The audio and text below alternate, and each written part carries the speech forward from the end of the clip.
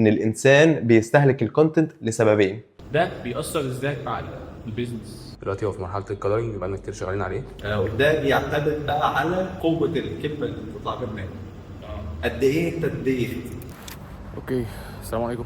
ابديت سريع، هو ان انا كل يوم الموضوع بيبقى اصعب ان الواحد يكمل او يستمر يعني، بس الواحد بدا يتعود ان ده يبقى حاجه في يومه بشكل ما، والناس اللي حواليا برضو بدا يتعودوا ان ده حاجه انا بعملها. في حاجه لاحظتها حلوه جدا ساعه ما بدات الموضوع ده، بقيت مش بمسك الموبايل كتير، يعني ما بقتش اسكرول كتير، سكرول بتاع السوشيال ميديا اقل جدا. دي حاجه مهمه يعني، حاجه بالنسبه لي لسه ملاحظها امبارح، فبالنسبه لي دي حاجه ايجابيه جدا كويسه يعني. الان يتم عمل كالرنج للفيديو، هو المفروض ان ده جزء من كامبين عند الكلاينت، يعني المنتج الجديد هينزل في السوق، فدلوقتي هو في مرحله الكالرنج، بقالنا كتير شغالين عليه. ده الفلوج بتاع النهارده، انا مش عارف حاجه في اليوم تقريبا ده الرابع، خلاص بخلصه عشان رندر وارفعه وبس. شكرا.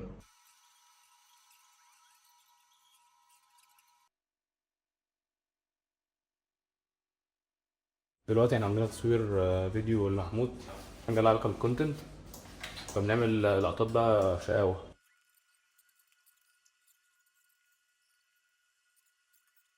فكرة ان انت تبقى اقف كده ولا الناحية التانية؟ اصلا كده مش باين. ماشي، لا ما تبعدش قوي كده. ما انا مش هبعد، بس يعني هو اخر كده. معلم انا في الحفظ يا ابني. ايه الجملة الاولى؟ السبب الاساسي انه مفيش جاب ولا وتر حساس. هقول لك تفاصيل الاتنين، بس الاول لازم نفهم ان الانسان بيستهلك الكونتنت لسببين.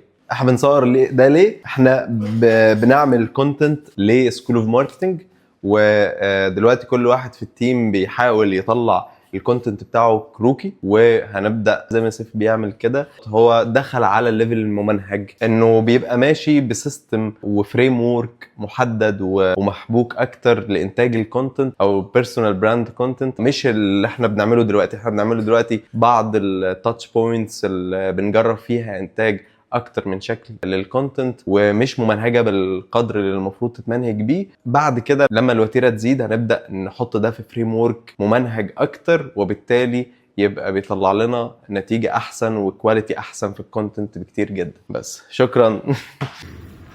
انت شايف بقى الكونتنت احنا بنعمله ده او الفيديوهات اللي احنا بندعم فيها دي والماركتنج سكريبت ايديت وده بيأثر ازاي على البيزنس؟ البلدي دي لو جيت حطيت الكونتنت او تعريف او مصطلح مقابل للكونتنت، هو الموتور بتاع العربيه. الموتور في الاغلب ما يبقاش باين، بيبقى جوه، فبالتالي احنا عارفين هو بيعمل ايه الميكانيزم بتاعه، بس ده عشان حاجه ظاهره للناس فبيظهر للناس الصوره النهائيه. شويه كلام بيتقال، لكن هو في حقيقته هو الموتور، هو اللي بيحرك كل حاجه. اي حاجه في البيزنس محتاجه محتاجه تتشاف. مش هيبقى عندك بيزنس وبراند بدون ما يكون عندك كونتنت. يعني لو هنجرده هنقول ان انت عندك حاجه وعايز توصلها اللي هيشتريها مش تاخد فلوس. بالظبط، عن طريق مسج، عن طريق حاجه هي مسج دي فيها الكونتنت. هتوصل لهم ده ازاي؟ الحاجه اللي هتغلف فيها الكلام بتاعك او الحاجه اللي انت عايز تبيعها وتقدمها، صح؟ لا، ما هي ممكن ولا الكلام اللي لا، الكلام ده هيوصل له. يعني بغض النظر انت بتقول ايه، انا بيوصل لي عنك ايه. يعني انت بتقول ان انت بص انا بعت ب 100,000 جنيه، ده اللي انت قلته، بس اللي وصل لي ايه؟ ان انت كسيب. فاحنا بنهندس الرساله اللي توصل دي، وهي انت كسيب. دي الكور مسج اللي احنا بنحاول نوصلها للاودينس، اللي يخليهم يرجعوا يشتركوا معاك في حاجه، او يجيبوا منك الحاجه، او يختاروك انت كاكسبرت عشان تكسبهم هم كمان 100,000 جنيه.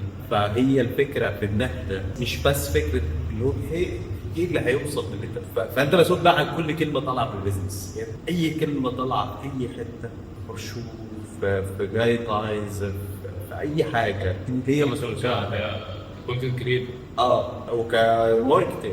او الماركتنج هو الحاجه اللي بيشتغل عليها الكونتنت، او الموتور بتاع الكونتنت. ففي النهايه انا بكلمك بشكل عام، ممكن نختزله في الكونتنت او نقول الكونتنت يعني بشكل عام كمصطلح يعبر عن الماركتنج او الحاجه اللي بتحصل. فانت اي حاجه بتطلع منك هي مسؤوليه، او مش منك بقى، هي مسؤوليه الماركتنج من التيم. طب هو قبل كده كان موجود بشكل مختلف؟ طبعا. كل وقت وله اذان يعني كل وقت. يعني كان في تلفزيون هو الميديم الاساسي، يعني كان ايه الاساس مثلا، بس احنا كان الراديو وبعد كده الميديم اللي بعد التلفزيون. غير فالموضوع نفسه من زمان هو بس كان اختلاف ميديم. فاحنا بنعمل ايه؟ احنا بنعمل لك مكنه كونتنت، بنعمل لك الموتور اللي يشغل لك المكنه ونمشي. مش احنا طبيعي ممكن تأجر المكنه، تجيب ميديا باير يشغل لك شويه، او ايجنسي تقدر يسكن او ايجنسي تفضل ماسكه. لا احنا بنبني لك المكنه او بنبني لك الموتور ده. عشان المنهجيه هنا او لما يكون تيم جوه الشركه نفسها هو اللي بيعمل لنفسه، ده احسن بكتير من حد اشطر كتير جدا. هو بيعمل ده بس. والموضوع انت لو بصيت عليه كل الناس او اغلب الناس اللي ناجحه هي المسؤوله عن الماركتنج بتاعها. الصوره الذهنيه برضه يرجع عليها. اقول لك انا بعمل فيديو للبراند، لا او بعمل الفيديو اللي احنا بنعمله ده مثلا على سبيل المثال حاجات سينماتيك ومش عارف ايه، واخدين وقت ومجهود وكده، في حين ان في ناس ثانيه اللي هو طبعا على تيك توك تعمل اي شويه شقلبه او مكروك مش عارف ايه وحاجات دي ويجيب ملايين، عامل نفس النتيجه. ما هو الرخيص هيبيع رخيص، يعني بيبيع بالرخيص عادي. يعني انت لو طلعت صعب ان انت تلاقي حد بيشتري حاجه عشان شاف كونتنت خفيف، حاجه غاليه عشان شاف كونتنت خفيف، وصعب مش هتلاقي اصلا. يعني هتلاقي انه اللي بيعمل ده اللي بيبيعه رخيص بنفس الكواليتي اللي هو بيهدد بيه. فالموضوع نفسه هو ده الماركتنج. انت ببس كلمه منك تخلي البيزنس بتاعك في حته ثانيه.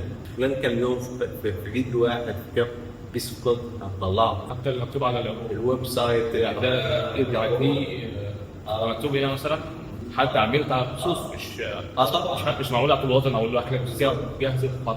يعني كل ده حتى منتجات نازله مش عارف دي باين ولا لا صح. فهي نفس الكلام في كل حاجه.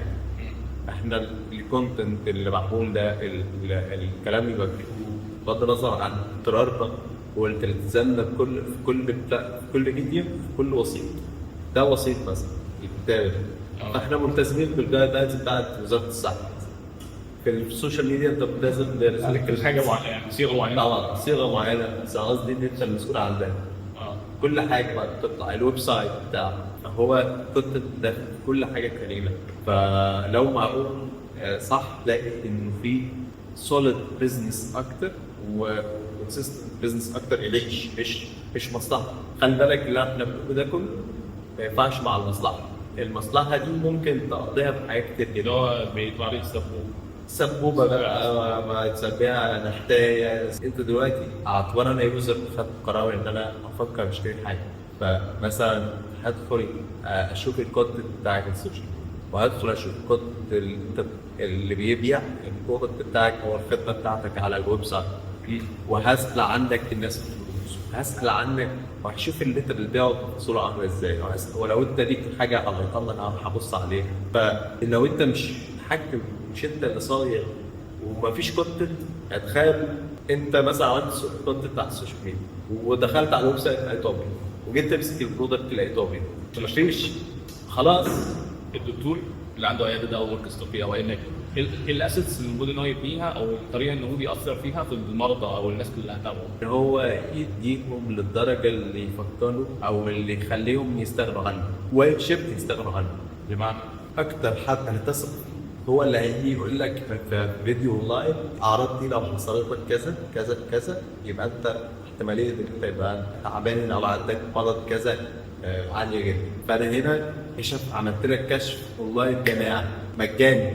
فانت هنا من 5 سنين كده كنت تقول لحد كده طب ما كده مش هيجي لي الكشف، بس كله شاف الواقع ده دلوقتي. ان انت فكره ان انت لما بتعمل ده الناس بتجيلك انت لان هو الموثق فيك، لقيتك يعني سيف كان ليه كلمه حلوه قوي او جمله حلوه قوي في الحته دي اللي هو فكره ان انت لو اديت اللي قدامك كل اللي عندك من اللي هو محتاج بدون شروط هيديك كل الانتباه في عصر منوبر التشدد. يعني هيديك كل الولاءات مع عصر الرأسمالي المتعفن كل واحد يدور فيه على مصلحته. يعني هيديك كل اللي بجيبه مخصص للدومين ده. يعني انت لو اديت اللي قدامك كل اللي عندك في اللي هو محتاجه في الاغلب اللي هيطلع لك في حاجه بجيب شوف انت اللي خلصت المصلحه دي. هو مش هيروح يعملها بنفسه. يعني لو شفت سرايا دي شاطر جدا في صنعه وبيقول لك روح اعمل اربط البتاع دي كده، علمني ازاي اظبط المشكله اللي عندي. في الاغلب يعني 20% هيروحوا يعملوه فعلا هياخدوها يعملوها، و80% ممكن يعني احتماليه ان هم يجوا لك يطلبوا انت اللي تعمل لهم الحاجه دي. برغم ان انت علمتني بس هجيبك ايه؟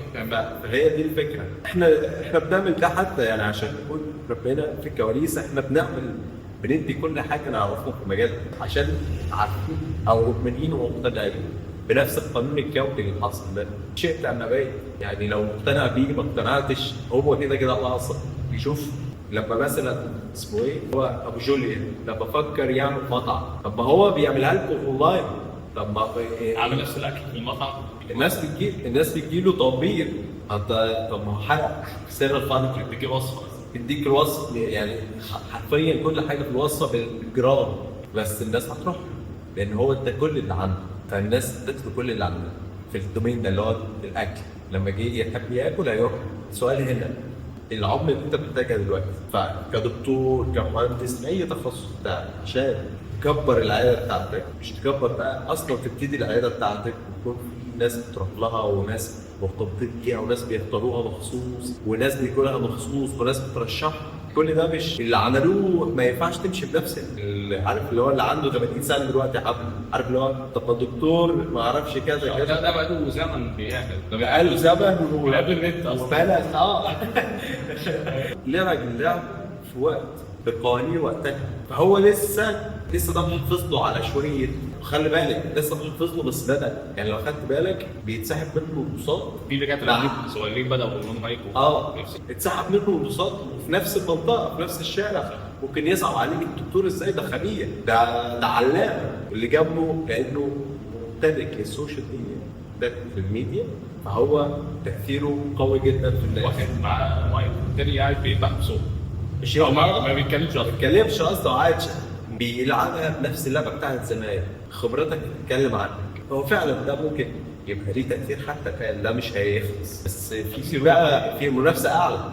ده انت محتاج الماركتنج بالطريقه دي دلوقتي. ما ينفعش تفكر بنفس نقطه مهمه قبل ما ننتقل للنقطه دي، هي فكره ان هو ممكن يجي لك في يوم ويومين وانت حل البيزنس يتغير او حاجه يتغير، في نفس الوقت ممكن تقعد سنه حل بيزنس ولا اي حاجه. ما فيش تفسير.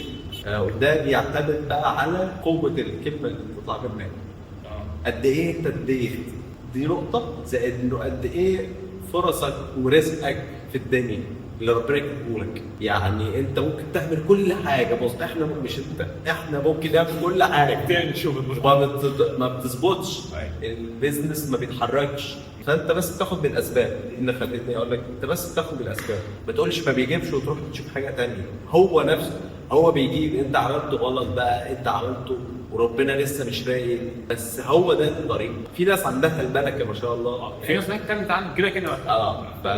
حتى اللي عنده الملكه محتاج يتغزل ده. بس اقصد ان انت هي دي ده القانون الكوني حاليا في الحته دي. فالعب اللعبه دي، مش عايز تلعبها وشايف في لعبه ثانيه مش نظنش هيجي معاك. يعني ما اعرفش ايه ممكن يكون في لعبه ثانيه مفيش. في حاجه تلعبوا يعني تلاقي بقى البيسبول ده اي حاجه عن الارض عامه.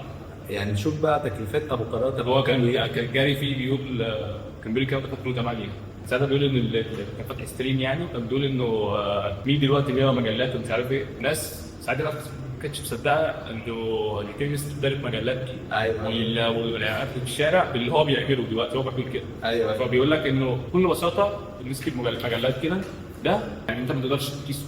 اللي انا فاتحه دلوقتي ده انا اقدر اقيسه. اقدر اقول لك وصل لكام شخص وكام شخص فتح وكام شخص قعد قد ايه، فاقدر اعرف. يعني اللي بيصرف ادز ده او اللي بيصرف على بينزل او في الشارع يعني هو ما اعرفش السبب الصراحه. يعني حتى التعليمات الادفرتايزنج اللي هو يعني عادي عليه. هو كان بيقول في بره، بيقول انا نفسي اعرف ليه الناس بتجيلي حتى الان. انا مستغرب ان الناس تجيلي تخليني نصرف ملايين على الاعلانات. صح. ده عشر الفلوس دي لو الناس راحت عملت السوشيال ميديا كونتنت محترم وعملت كونتنت بقى محترم للبيزنس بغض النظر عن هيوصلوا هيحققوا نفس التأثير اللي ممكن يعمله ده. فده مش معناه ان الادفرتايزنج هينتهي ولا الكلام ده، ولا البيل بورد هتنتهي، تفضل موجوده. يعني ده ايكو سيستم.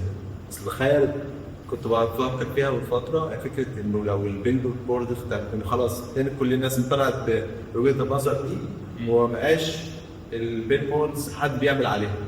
انت عارف ايه اللي هيحصل؟ انا هروح اعمل عليها اعلان. فاضيه. ما هي بقت فاضيه.